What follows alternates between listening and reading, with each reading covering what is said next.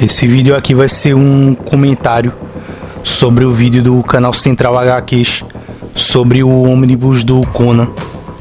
Eu vou comentar especificamente em cima do que o Fernando Bedin falou e sobre a defesa que ele fez desse lançamento da Panini. Lembrando que o que eu vou fazer é comentar em cima do que ele falou e vou fazer um contraponto ao que ele falou com argumentos, sem necessariamente ficar querendo gerar briguinha. Em primeiro lugar, eu vou dar os dados dessa edição. Eu já havia falado sobre ela num vídeo anterior, mas eu vou trazer os dados sobre essa edição para vocês se inteirarem melhor. O nome da edição é Conan o Bárbaro, a Era Marvel, volume 1. Ela vai ter em dimensões 19,8 por 29 centímetros. Vão ter 776 páginas, capa dura, pelo preço de R$ 249,90. E a proposta dela é trazer desde as primeiras edições, feitas pelo Roy Thomas e o Barry Windsor Smith, no ano de 1970 em diante. Em primeiro momento ali o Bedin ele já destaca o fato de que a revista tem 776 páginas. Ele diz que nessa ocasião ele vai bancar o advogado da Panini. Eu entendo em que contexto ele usou essa palavra bancar o advogado, e eu sei que ele não acredita nessa ideia, até porque ele já criticou muito essa editora. Mas a verdade é que mesmo a gente sabendo que ele está usando essa palavra dentro de um contexto, eu não acho bom a ideia de defender a Panini nesse caso. Eu não aprovo, na verdade, a defesa de qualquer pessoa no exemplo dessa publicação que a Panini está fazendo do Conan.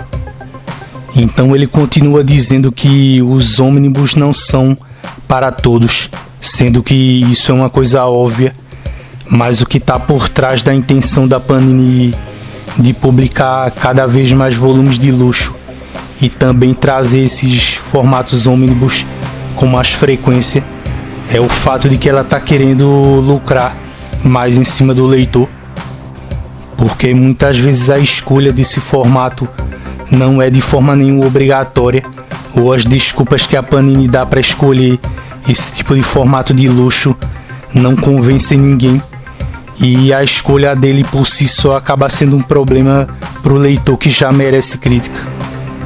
Então o fato de você perceber que o formato ônibus é para poucos é uma coisa fácil de se fazer, porque qualquer um pode perceber isso, mas o que está por trás do problema é a própria escolha da Panini por esse formato, que já de cara exclui a grande parte dos leitores de Conan que nunca tiveram que pagar tão caro para poder ler histórias desse personagem.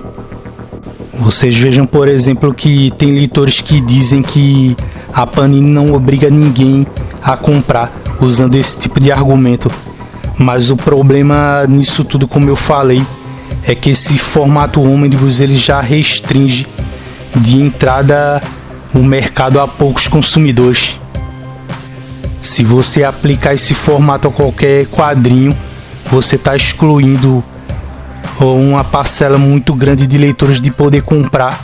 Se for um quadrinho popular, é claro, se for aqueles que têm uma tiragem alta, que tem um público grande para ele, esse próprio efeito da restrição ele vai ser igual para qualquer quadrinho que esse formato seja aplicado.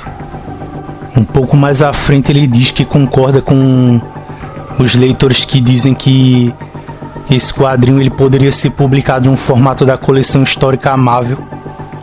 Mas uma coisa bem chata que eu acho desse efeito de haver canais de quadrinhos aqui que vendem com um link pela Amazon, que tem o link da Amazon na verdade, e que acabam intermediando a venda do quadrinho, é que, assim como em outros canais, o Bedin do Central HQs ele acaba caindo em contradição, porque se eles têm parceria com a Amazon, e a Amazon é a grande empresa parceira da Panini que ajuda a promover esse formato de vendas que privilegia quadrinhos de luxo, ele acaba sendo obrigado a de certa forma promover esses formatos e indicar ao leitor, mesmo que seja indiretamente, a compra desses quadrinhos mais caros, o que vai contra totalmente a ideia da maioria dos leitores que queriam pagar barato por essas histórias do Conan, porque no caso, se ele tem um link de compras pela Amazon no canal dele, ele nem deveria dizer que preferiria um formato, porque ele sabe que ele tendo essa parceria com a Amazon no canal dele, ele não tem opção de escolher pelo formato que ele tem que promover.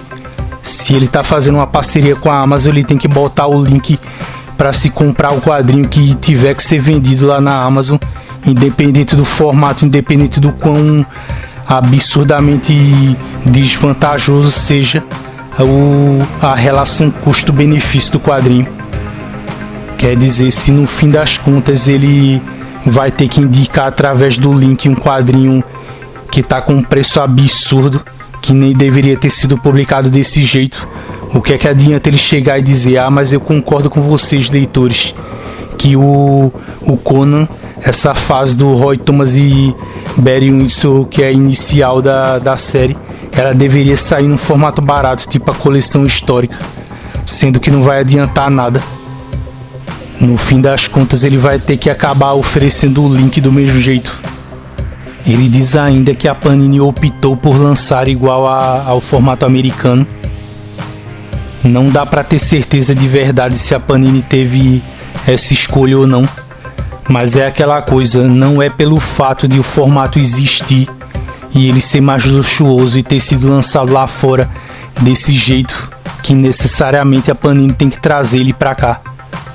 Esse formato do Conan foi feito lá nos Estados Unidos e ele tem um preço alto, como o próprio Bedin falou, mas a gente tem que ver o seguinte: vamos supor que se um quadrinho, do mesmo jeito que esse quadrinho do Conan é considerado um quadrinho clássico, vamos pegar um exemplo de se eles publicassem um quadrinho que ainda não saiu aqui, por exemplo, Terra e os Piratas do Milton Kenneth. E numa suposição, esse quadrinho tivesse saído, vamos dizer, em 5 ou 3, vamos dizer 3 volumes de luxo no formato ônibus, e eles tivessem sido lançados bem caros lá nos Estados Unidos, qual é a obrigação que a editora tem de trazer exatamente no mesmo formato que foi lançado lá? Eu acho importante lembrar essa geração atual de leitores que só se pode comprar quadrinhos quando é possível. A gente não está falando de uma coisa essencial, de uma coisa indispensável. E as editoras, não só a Panini como as outras, estão tornando impossível, estão impossibilitando o consumo de quadrinhos aqui. Então eu acho que o que deveria acontecer, independentemente do tipo de produto que se faz lá nos Estados Unidos, na Europa, no Japão ou em qualquer outro lugar, é que o produto deveria chegar adaptado para a realidade em que a gente está vivendo aqui. Eu não preciso me repetir a respeito da situação em que a gente está agora, que está muito difícil. Então por que as editoras estão o tempo inteiro optando por luxo? A Panini está aumentando a frequência de formatos em ônibus. Eu cheguei a comentar até anteriormente num vídeo meu, dizendo que a gente está entrando em outra era da Panini, que é a era ônibus, de ficar só lançando esse tipo de volume para alguns quadrinhos que ela sabe que o leitor espera muito ou que são considerados especiais. Mas a verdade é que sempre o fator que vai determinar se um quadrinho pode ser publicado caro ou não é a condição financeira do público. Essa ideia de foi publicado assim lá fora, então tem que sair aqui igual também, simplesmente não cola.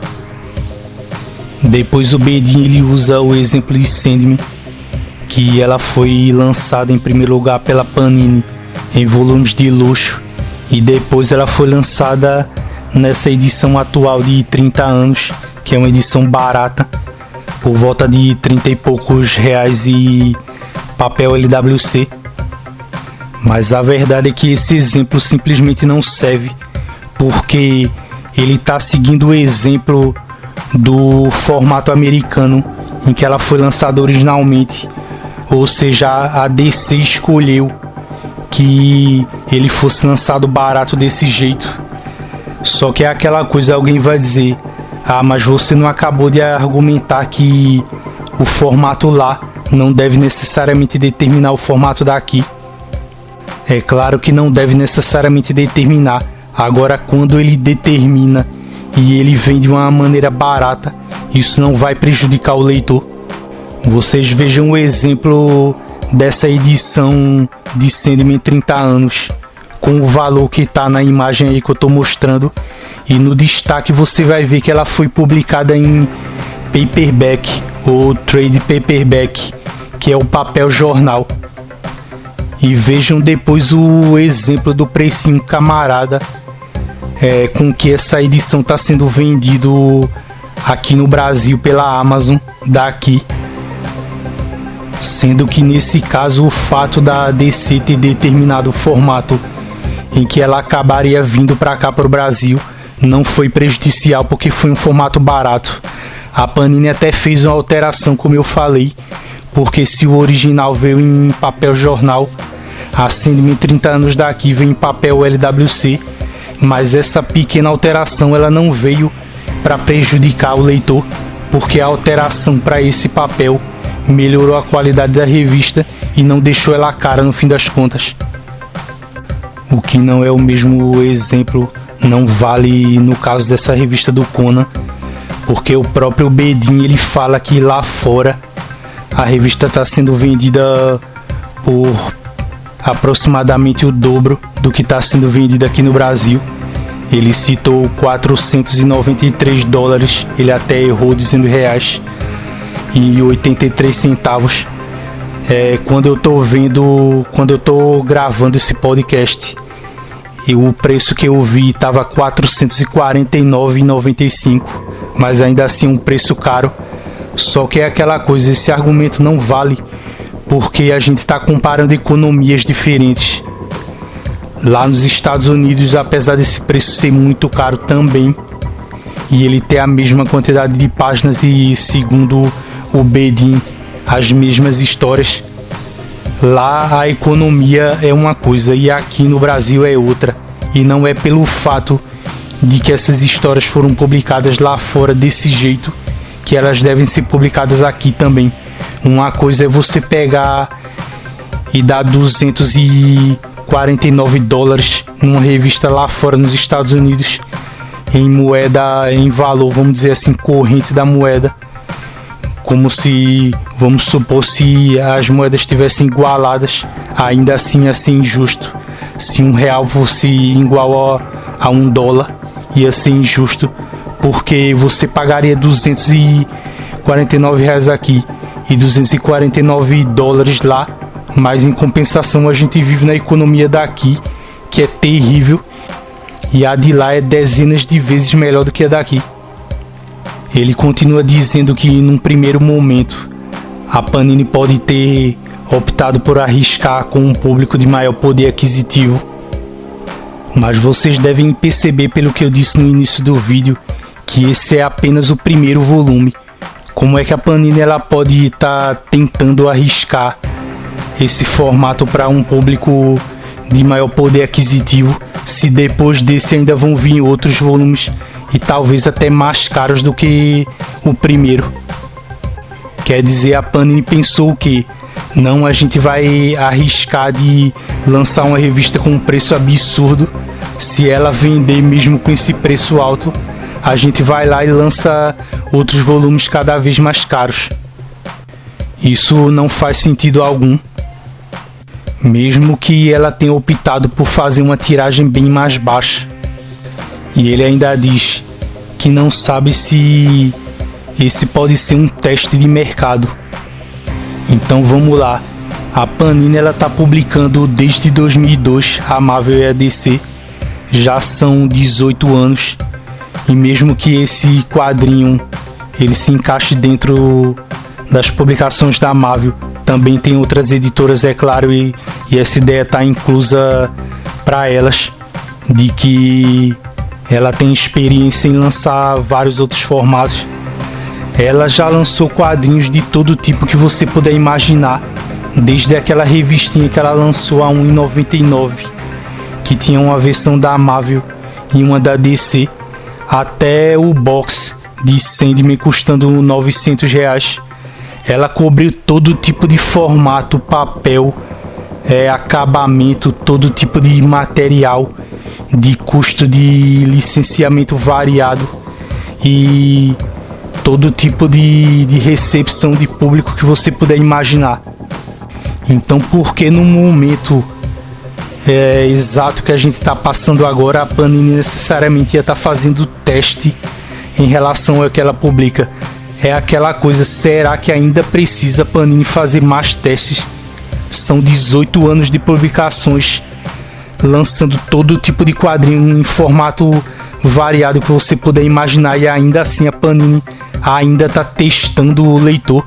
Ela não sabe o que o leitor quer, depois de anos e anos, quase 2 décadas, reclamando, e o leitor dizendo exatamente o que ele quer que a Panini publique. Ela ainda precisa testar alguma coisa? Eu acho que não. Tanto é verdade isso que é fácil perceber que não existe essa coisa de teste da Panini, porque os volumes de luxo que ela está publicando e os ônibus, ela está publicando isso de uma maneira cada vez mais frequente, e isso prova que ela vem escolhendo, como eu sempre digo, pelo leitor, o formato que ele deve comprar. Ou seja, mais uma vez aquilo que as pessoas já desconfiam, ela está publicando o que ela quer publicar pelo preço que ela quer publicar, sem se importar se o leitor tem condições de comprar ou não. Então a Panini ela não está fazendo teste de formato algum, porque ela já fez isso dezenas ou centenas de vezes. Na verdade, o que ela está testando é a tolerância que o leitor tem. Ela está testando o quanto o leitor aguenta ser feito de idiota. E seguindo no vídeo, o Bedin ele acaba usando um argumento que é bem típico dos editores aqui do Brasil usar, que é falar sobre o valor do dólar. Mas a verdade é que o valor da moeda americana ele não obriga as editoras a escolherem formatos elitizados. A Panini e as outras editoras fazem isso porque querem. Eu até falei naquele vídeo que eu fiz sobre a live do Cassius Medawa que esse argumento ele tem fundamento, porque a Panini, os produtos que ela adquire para poder publicar o quadrinho, os direitos e outras coisas, ela pode de alguma forma fazer alguma coisa para tentar reduzir o custo quando ela tenta fazer isso. Só que os outros parceiros ali que trabalham com ela de distribuição, no caso quando havia distribuição da editora Abril, e também os atuais distribuidores, as gráficas e todos os outros parceiros que funcionam ali como atravessador para que aumente o preço do quadrinho, eles não abaixam o preço quando o dólar reduz. Isso é verdade, a gráfica ela não vai baixar o preço do papel pensando na condição do leitor. Mas o problema é que essa situação de publicar quadrinhos caros aqui no Brasil, ela tá chegando num patamar tão absurdo que elas vão ficar numa encruzilhada. Elas vão ter que escolher entre publicar caro ou não publicar num futuro não tão distante assim. Eu uso como exemplo o que aconteceu com as revistas informativas. Até uns anos atrás a gente tinha uma boa quantidade, uns 10 anos atrás mais ou menos, a gente tinha uma boa quantidade de revistas informativas de quadrinho, de videogame, de cinema. A exemplo de uma revista como a Mundo dos Super-Heróis. Essas revistas elas foram aumentando de preço. Quem compra revista informativa ou comprou sabe disso, que volta e meia eles botavam um aumentozinho aí, alguém ia lá na seção de cartas reclamar. E essas revistas foram chegando num patamar de preço tão alto. A Mundo dos Super-Heróis, por exemplo, a última edição que eu vi em bancas, eu reparei o preço de R$19,90, que é um preço muito alto para uma revista que só vai informar aquilo que a internet informa bem melhor e com mais velocidade. E como o preço dessas revistas foi aumentando até chegar num ponto que poucas pessoas conseguiam comprar, ou elas estavam parando de comprar, o que é que aconteceu? Muitas delas simplesmente acabaram. Então a consequência natural do que a gente está vendo agora é essa. Se os quadrinhos começarem a aumentar de preço, até aqueles canais que ficam defendendo esse tipo de formato, ou aqueles leitores que eu já citei de exemplo, aqueles que vão lá no Facebook da Panini ficar implorando por capa dura e luxo, esses aí vão começar a chiar também. E essa própria inflação absurda do preço vai acabar forçando as editoras a pararem de publicar. Ele fala que num vídeo que ele fez, eu acho que com um pessoal ali de uma editora, eles falaram no repasse que eles têm por causa dos aumentos de 7 a 13%. Eu não sei se isso procede de verdade, porque muitas vezes a gente como consumidor não tem como conferir. Mas mais uma vez eu digo, em que é que isso obriga a Panini a optar cada vez mais por formatos ônibus ou formatos de luxo. Eu acho que é a ordem natural no caso de você viver num país onde a economia é ruim. É assim, se um produto é caro, ou você tenta baratear, ou então simplesmente você não comercializa ele e não fazer o que essas editoras, incluindo a Panini, fazem, ficar aumentando cada vez mais um produto que nunca foi caro. E chegando próximo ao fim do vídeo, ele fala até sobre a pandemia, mas como eu havia dito no vídeo que eu fiz sobre aquela live do Pipoca e Nanquim no Universo HQ, um site da Globo mostrou que quadrinhos vendem bem durante a pandemia, e eles estão realmente vendendo bem. Eu tenho essa imagem aqui do site da Amazon, da lista de venda de livros dela, e em primeiro lugar está um quadrinho. E também dentro dessa lista, quando as colocações vão avançando, você vai encontrando mais quadrinhos, sendo que entre eles tem livros que estão fazendo muito sucesso aí, como esse novo livro da série Crepúsculo.